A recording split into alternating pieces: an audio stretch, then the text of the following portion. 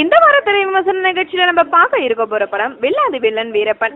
வீரப்பனை பிடிக்க தமிழ்நாடு மற்றும் கர்நாடகம் இணைந்து ஒரு தனிப்படையை உருவாக்கி அவனை எப்படி சுட்டுக் கொன்றார்கள் என்பதை ராம்கோபால் வர்மா தனது பாணியில சொல்லியிருக்கிறார். அது மட்டுமல்லாமல் வீரப்பன் சந்தன மர கடத்தல ஈடுபட்டது ஏன், இதற்கு யார் காரணம் என்பதையும் இந்த படத்துல சொல்லியிருக்கிறார். வீரப்பன் பற்றி பல பேர் பல கதைகள் கூறுகின்றனர். அவரை பற்றி பல்வேறு தொடர்களும் படங்களும் வந்துவிட்டன. இதுல எது உண்மை என்பது நமக்கு தெரிந்திருக்க வாய்ப்பு இல்லை.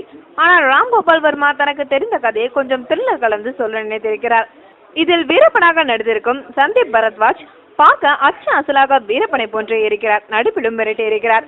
வீரப்பனை கொள்ள நினைக்கும் திட்டத்துல முதன்மையான போலீஸ் அதிகாரியாக வரும் சத்யன் ஜோஷி மிடுக்கிலும் நடிப்பிலும் தன் பங்கை சரியாக செய்தாலும் அவரிடமிருந்து ஏதோ ஒன்று குறைவது போல் தெரிகிறது. வீரப்பனின் மனைவியாக வரும் உஷா ஜாதவ் அப்பாவையான கதாபாத்திரத்துக்கு கச்சிதமாக பொருந்திருக்கிறார். இவர்கள் தவிர படத்துல நிறைய கதாபாத்திரங்கள் இருந்தாலும் யாரும் மனதை ஒட்டவில்லை. வீரப்பனை பற்றி முதல்ல குறைவான நேரத்துல அறிமுகப்படுத்திய வீரம் அருமை. ஆனா அவருடைய வாழ்க்கை நடந்த சம்பவங்கள் பற்றி இன்னும் கொஞ்சம் தெளிவாக சொல்லியிருக்கலாம்.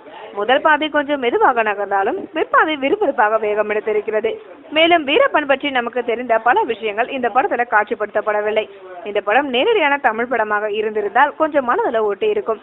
இது இந்தியில இருந்து டப்பிங் செய்யப்பட்ட சீரியல் போன்ற உணர்வை தருகிறது. படத்துல வரும் காடுகள் நடிகர்களை விட மிரட்டி இருக்கிறது. சுவாரஸ்யமற்ற திரைக்கதை படத்தை சுமாராக படமாக ஆக்கிவிட்டது. மொத்தத்துல வில்லாதி வில்லன் வீரப்பன் விறுவிறுப்பு இல்லை. மேலும் சினிமா செய்திகளை தொடர்பு கொள்ள லைக் மற்றும் சப்ஸ்கிரைப் செய்யவும்.